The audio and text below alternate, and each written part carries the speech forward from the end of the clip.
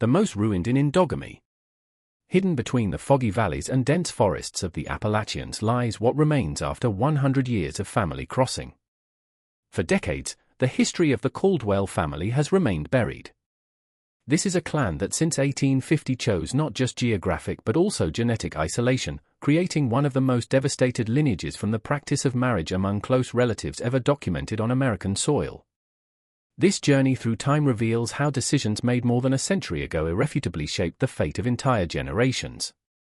An investigation into how isolation, poverty, and old-fashioned beliefs transformed a prosperous pioneer family into a case study on the devastating effects of prolonged endogamy. Our history starts in 1847 when Thomas Caldwell, a prosperous wood trader from eastern Virginia, decided to seek new opportunities in the unexplored lands of the West. Accompanied by his wife Sarah, his 5 children and 2 daughters, along with 3 brothers and their families, Thomas established a small community in what we know today as McDowell County on the Kentucky-Western Virginia border. "The earth is fertile and the mountains rich with coal," wrote Thomas in his personal diary, recovered in 1978 by local historians. "Here, far from the corrupting influences of large cities, we can build a community based on true Christian values and moral purity." What began as a legitimate and promising enterprise would soon confront its first major challenge. The American Civil War broke out in 1861, dividing the nation and further isolating the Caldwell community. Historical records show that, fearful of being drafted into the conflict, the Caldwell men took their families deeper into the mountains. They settled in a remote valley locally known as Hollow Creek. This insulation, initially a protective measure, became permanent after the war's end. Instead of reintegrating into a developing society, the Caldwells chose to remain in their mountainous refuge, developing a growing contempt for outside influences and a powerful sense of self-sufficiency. It was in this context that the first marriage between first-degree cousins in the family occurred. In 1879, Joseph Caldwell, grandson of Thomas, wed his cousin Elizabeth. According to Joseph's diary, preserved by Kentucky's Historical Society, this decision was made after a failed attempt to find a wife in the nearest city. "The city girls are frivolous and impure," Joseph wrote. "Elizabeth knows our customs and values. Our blood is strong, and it will remain pure." This marriage, considered acceptable at the time in many rural American communities, established a precedent that would be repeated with increasing frequency in the generations to follow. As the family grew and remained isolated, marriage options became ever more limited. Historian Dr. Margaret Hollingsworth of the University of West Virginia, who has extensively studied the Caldwell family records, explains, "What we observed in the Caldwells was not just a case of occasional endogamy but a systematic practice that intensified over several generations." By around 1920, virtually all family members were multiple descendants of common ancestors. The first visible signs of this continuous intercrossing appeared in the 3rd generation of consanguineous marriages. Medical records from 1915, found in the estate of a local doctor, document the birth of 3 Caldwell children with atypical physical characteristics, including extra digits, underdeveloped jaws, and significant cognitive difficulties. Dr. Elijah Montgomery, a rural physician who occasionally attended to the community, noted his observations with growing concern. Problematic births among the Caldwells became alarmingly frequent. "I tried to warn them about the risks of close relatives marrying, but I was met with hostility and accusations of outside interference." The Great Depression of 1929 only intensified the family's isolation. While the rest of the country struggled with economic collapse, the Caldwells, already accustomed to self-sufficiency and isolation, retreated even further from outside contact. It was during this period that the practice of marriages between siblings and half-siblings began to occur. According to documents recovered later, a social worker sent as part of New Deal initiatives to assist isolated rural communities managed a brief visit to the Caldwell settlement in 1937. His report, filed with the Library of Congress, offers a disturbing glimpse. The Caldwell community, comprising approximately 60 individuals, lives in conditions of extreme poverty and isolation. "I observed numerous cases of obvious physical deformities and atypical behaviors. When I questioned the prevalence of these conditions, I was informed they were considered marks of family distinction. I recommend immediate intervention by public health authorities." Despite this recommendation, no significant action was taken. With the onset of World War II, government resources were redirected, and the Caldwell family continued their path of isolation and endogamic marriage practices. Check now if you're already subscribed to this channel so you don't miss the most impactful revelations about hidden consanguinity stories that have shaped entire communities and left devastating genetic legacies persisting to this day. The 1950s marked a critical turning point in the Caldwell family's history. It was during this period that the near-century-long genetic consequences of consanguineous marriages became impossible to ignore, even for the family members themselves. An unofficial census conducted in 1952 by local health authorities, who finally gained access to the community, documented that of the 82 Caldwell family members living in Hollow Creek, 37 had significant physical anomalies. These included reduced stature, craniofacial malformations, extra fingers, syndactyly, severely compromised vision, and varying degrees of cognitive impairment. Dr. Harold Jenkins, a geneticist at the University of Louisville who studied the Caldwell medical records in the 1970s, offers a scientific explanation. What we observed in the Caldwell family is a classic example of how endogamy intensifies the expression of harmful recessive genes. In a diverse population, these genes rarely find their pair. The likelihood of these recessive genes meeting increases dramatically. The Caldwell family's situation remained largely unknown to the American public until 1956, when a journalist from the Louisville Courier-Journal, Robert Thornton, heard rumors about a mountain family with unusual characteristics. Initially interested in writing a human interest article on rural Appalachian life, Thornton instead uncovered something far more disturbing. With considerable difficulty, and after gaining the confidence of some younger family members who occasionally visited the nearest town to sell handicrafts, Thornton managed to visit the community. The article he published, entitled "The Forgotten Valley," caused a national sensation. Hidden in the mountains of our own state, Thornton wrote, "Are Americans that time has forgotten." The Caldwell family exists in near-complete isolation, perpetuating marriage practices that modern science long ago recognized as harmful. The result is a community where genetic deformities and cognitive deficiencies have become the norm, not the exception. The article, accompanied by photographs showing precarious living conditions and family members with obvious physical anomalies, prompted immediate reactions. Social assistance organizations, religious groups, and state authorities announced plans to intervene. However, the Caldwell family's response was to withdraw even deeper into isolation, blocking access to Hollow Creek and threatening any outsider who tried to approach. One of the most disturbing aspects revealed by Thornton's investigation was the belief system the family had developed to justify their marriage practices. Interviews with more communicative members revealed a peculiar ideology mixing distorted interpretations of religious texts with a strong sense of genetic exceptionalism. Caldwell blood is special, family patriarch Jeremiah Caldwell stated in a rare interview with Thornton. The outer world is contaminated. We preserve our purity through the generations, and the marks on our bodies are signs of our distinction, not curses as the ignorant believe. This belief in the superiority of family blood was used to justify even the most extreme cases of endogamy, including unions between parents and children and between siblings, as documented in family records later recovered.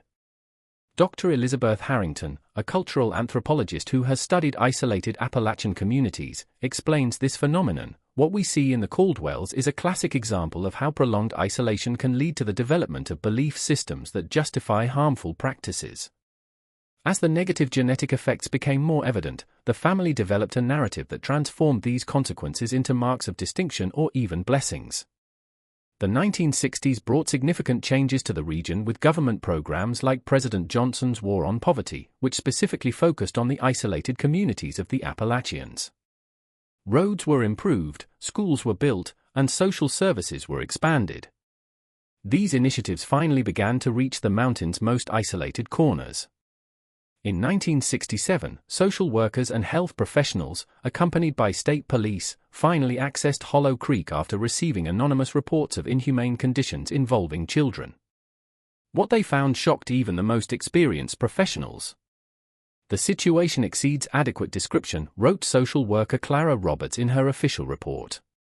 "Children with severe deformities live without access to basic medical care. We have identified several cases of individuals with urgent medical needs who have never received any treatment. The level of cognitive impairment in many cases negates the capacity for informed consent in the marriage relations that continue to occur. This intervention resulted in the removal of 14 Caldwell children, all under 12, who were placed in state custody due to hazardous and inadequate living conditions. The action generated violent resistance from some family members, resulting in the deaths of 2 state troopers and 3 Caldwell men during an armed confrontation that became locally known as the Hollow Creek Siege. The 1970s marked an inflection point in the history of the Caldwell family. After the violent 1967 confrontation, state authorities established a permanent presence in the region, ensuring social and health services could finally reach the isolated community. The 14 children removed from Hollow Creek became the subject of intense medical and psychological study.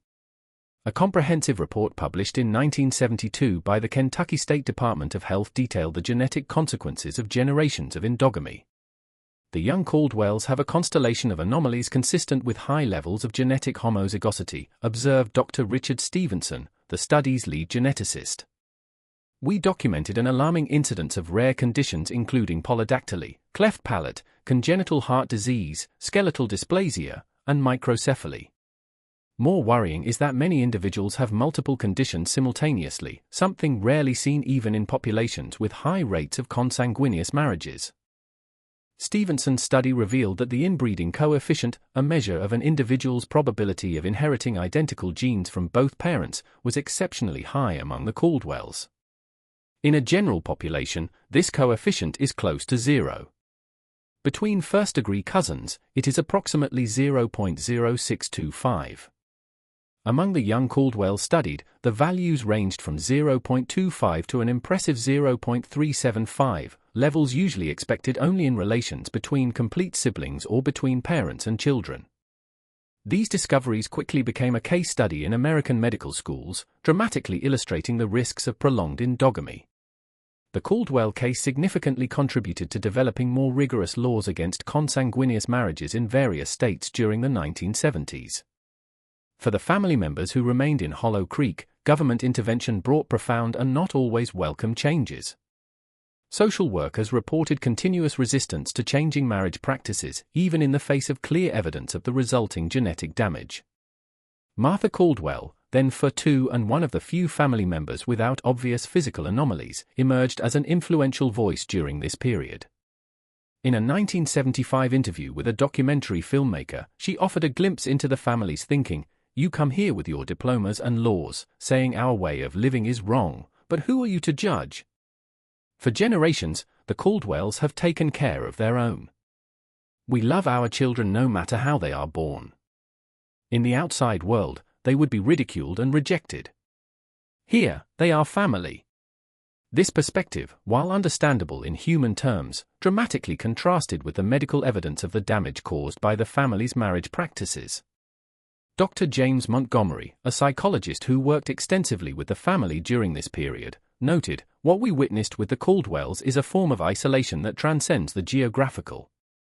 Throughout generations, they developed a belief system that normalizes harmful practices and reinterprets negative consequences as positive. Breaking this cycle requires more than just medical or legal intervention, it requires a complete cultural reorientation." If you are following this story, stop right now and leave the phrase in the comments, "The blood that unites also condemns." Your participation is fundamental for us to continue bringing these stories that reveal the darkest corners of the human experience. In 1977, a tragic event further shook the already fragile Caldwell community. A fire, apparently caused by a knocked-over lamp, quickly consumed several of the precarious wooden houses in Hollow Creek. 5 family members, all with reduced mobility due to genetic conditions, perished in the flames. This incident catalyzed a new wave of government intervention. State authorities, citing dangerously inadequate living conditions, ordered the complete evacuation of Hollow Creek. The 37 remaining family members were relocated to subsidized housing in 2 small towns in the region. This forced dispersion, though traumatic for many, finally broke the cycle of extreme isolation.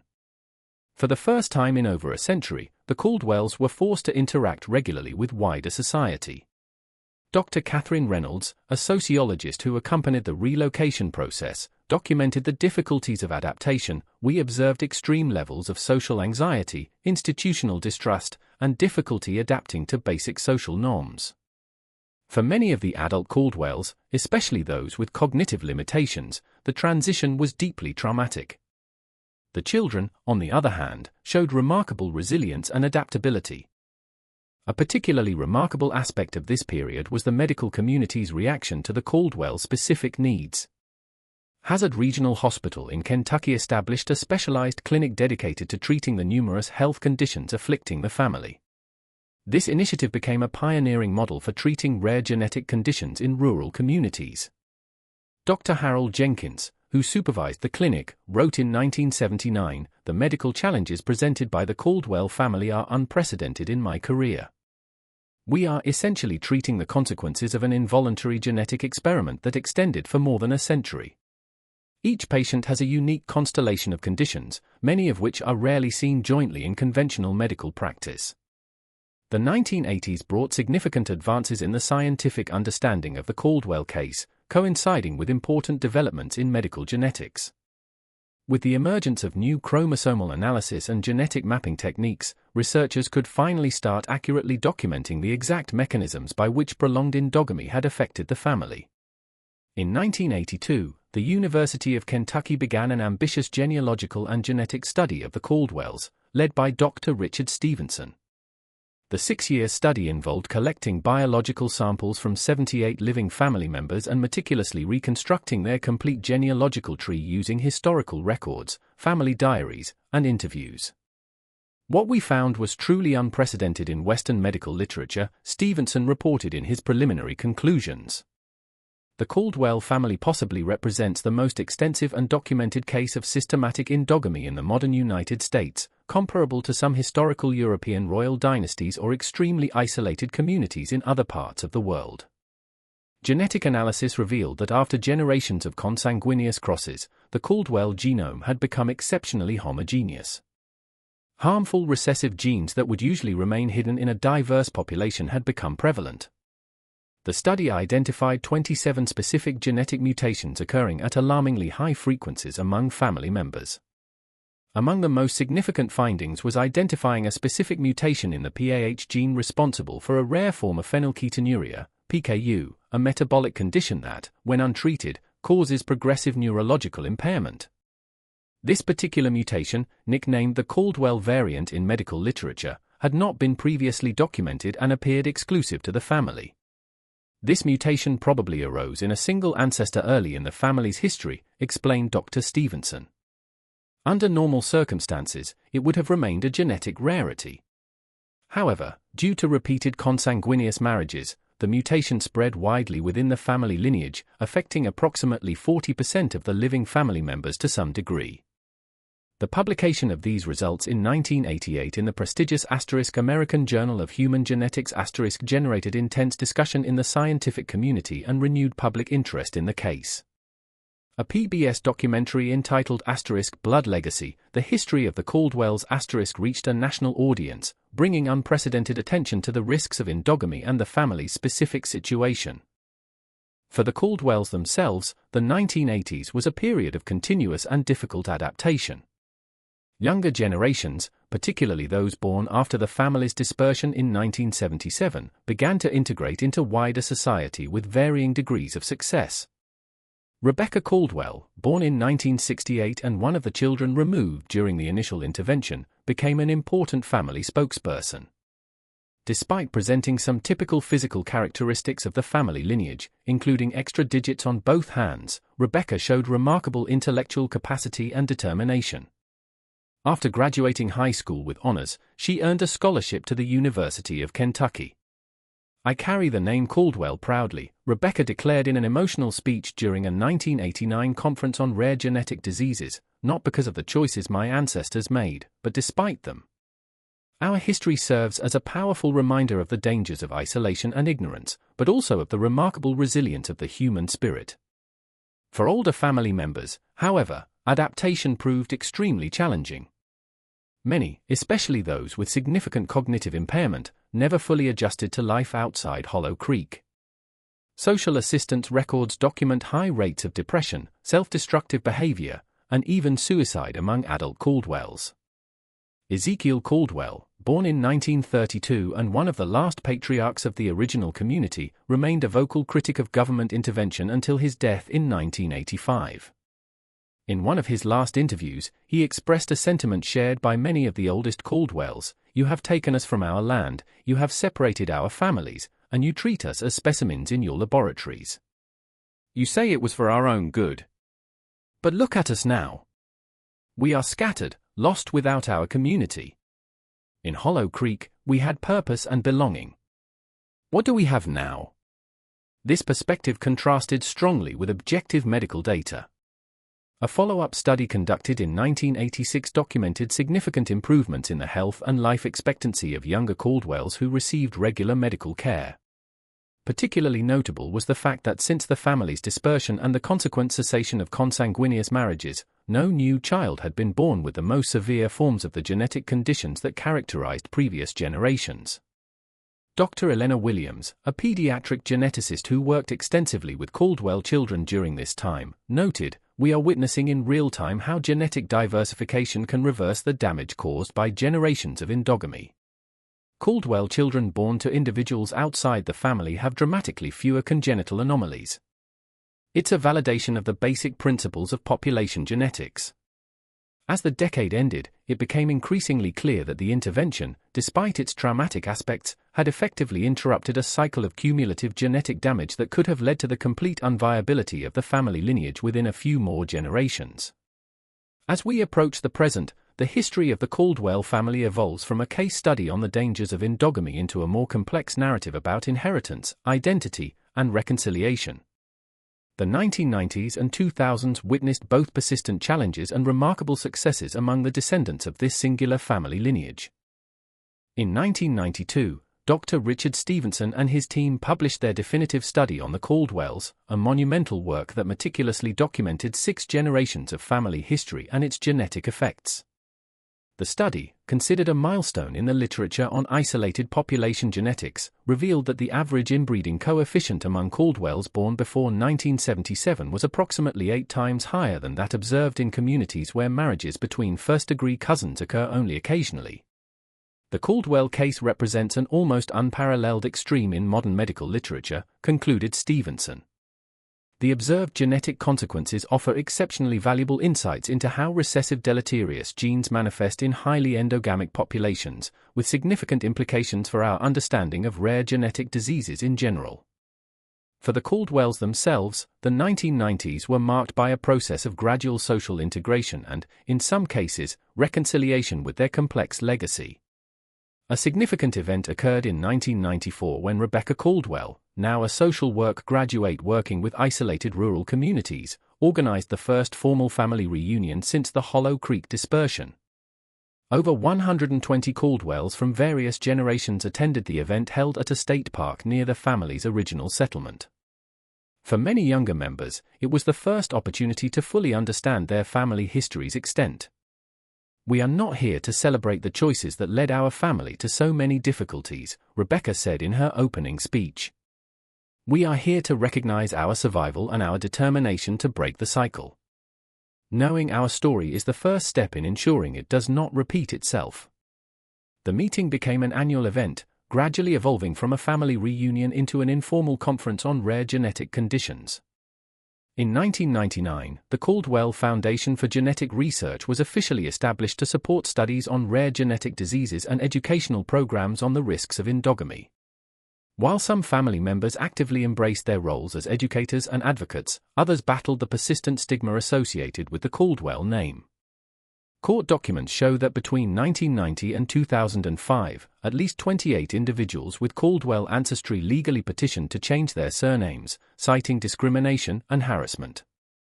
James Caldwell, born in 1970 and unaffected by polydactyly and other physical family anomalies, described his experience in a 2002 article. "Growing up as a Caldwell means carrying your genetic history not only in your body but also in your name.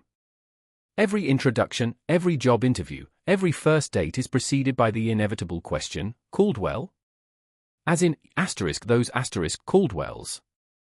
Despite these challenges, the first decade of the 21st century also witnessed remarkable success stories among Caldwell descendants. Dr. Michael Johnston, a geneticist at Johns Hopkins University who followed the family for decades, observed in 2010, "What we see now, 3 decades after the intervention that dispersed the family, is a remarkable demonstration of human resilience." Many of the younger Caldwells, born after the end of consanguineous marriages, are leading productive and healthy lives, some despite significant genetic conditions. It is a testament to both the potential of medical intervention and the importance of appropriate social support systems. A particularly significant milestone occurred in 2007 when Thomas Caldwell, the great-grandson of Hollow Creek's last patriarch, became the first family member to graduate from medical school, specializing in medical genetics. Dr. Thomas Caldwell dedicated his career to studying and treating the same conditions that affected generations of his own family. "My family history is not just a legacy," he declared at his graduation ceremony. "It is a responsibility and an opportunity. Few doctors have such an intimate understanding of the conditions they treat. This personal knowledge informs every aspect of my practice." In 2012, the publication of the book *Blood of My Blood, The Caldwell Saga*, written by historian and anthropologist Dr. Margaret Hollingsworth, brought renewed public attention to the family's history. The meticulously researched and sensitive book became a national bestseller and was later adapted into an acclaimed documentary series. This renewed exposure generated both benefits and challenges. It significantly increased public awareness of the risks of endogamy and the importance of genetic diversity, but it also revived the sensational interest that many Caldwells had fought to leave behind. In response, the Caldwell Foundation intensified its educational efforts, developing curriculum programs for medical schools and creating informative resources for isolated rural communities where endogamic practices still occasionally occur. Today, more than 150 years after Thomas Caldwell led his family into the isolation of the Appalachian Mountains, his descendants remain a powerful reminder of the long-term consequences of genetic isolation. Conditions that afflict many family members will continue to demand specialized medical care throughout their lives, and the name Caldwell still carries a stigma in parts of Kentucky and Western Virginia. However, the family's trajectory also represents a narrative of hope and transformation. The latest generations of Caldwells, born after the end of endogamic marriage practices, have drastically fewer severe genetic conditions. While they carry the genetic markers of family endogamy, they have access to medical care and social support their ancestors could never have imagined. In 2015, a comprehensive study by the University of Kentucky compared genetic data from 5 generations of Caldwells, graphically demonstrating how genetic diversification over the last 4 decades began to reverse the legacy of endogamy. The study revealed that the frequency of deleterious recessive genes, although still high compared to the general population, had significantly diminished among Caldwells born after 1980. What we observe in contemporary Caldwells is a fascinating example of how gene flow can begin to recover a severely compromised lineage, explained Dr. Jennifer Ramirez, the study's lead author. Although the effects of historical endogamy are still evident, each new generation shows measurable signs of greater genetic vigor. For the approximately 250 individuals who can trace their lineage directly to the original Hollow Creek inhabitants, this research offered a new perspective on their place in American medical and social history. Particularly remarkable was the development in 2018 of an experimental gene therapy specifically targeting the Caldwell variant of phenylketonuria, the unique genetic mutation identified decades earlier by Dr. Stevenson. This therapy, developed with the active participation of affected family members, showed promising results in initial clinical trials. Dr. Thomas Caldwell, who participated on the development team, described the significance. "It is deeply moving to see how our family's suffering is being transformed into knowledge that benefits not only Caldwells but potentially anyone affected by similar genetic conditions. In a way, we are redeeming our history." A less visible but equally significant dimension of the Caldwells' contemporary history involves the ongoing struggles of the oldest family members, those born during the height of endogamic practices in Hollow Creek. For many of these individuals, now in their 60s and 70s, complete social integration was never fully achieved.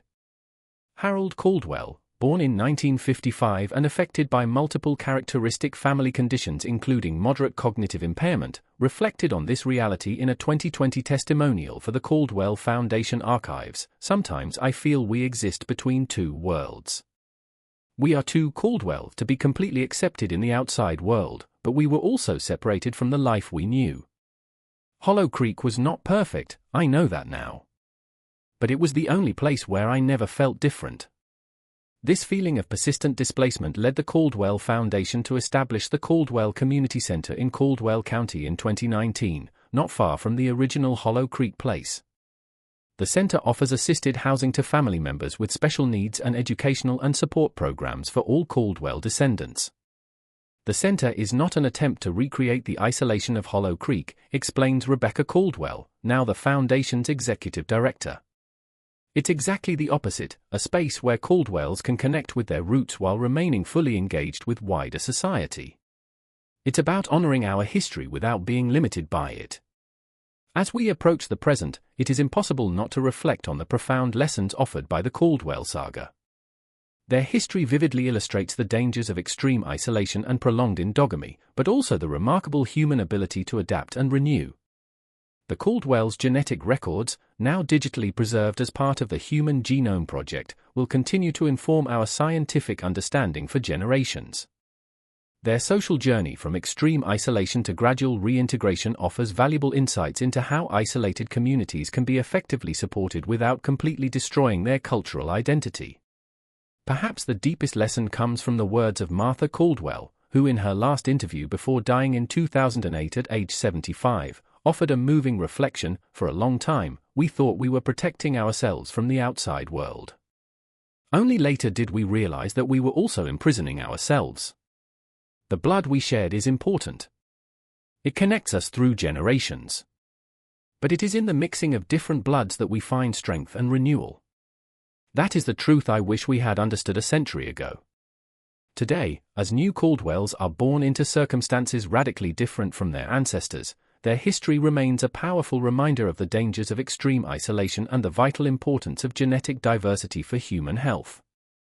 It is a story that deserves to be remembered not only by the Caldwells themselves but by all of us.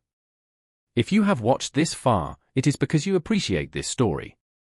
Leave a comment saying I watched here so I can get to know you and see who truly enjoys the stories here on the channel. Be sure to leave your like and share this video with friends and family interested in these fascinating stories about the human condition. And of course, if you are not yet subscribed, take this opportunity to sign up now and activate the notification bell so you don't miss our next investigations into the darkest secrets of human history.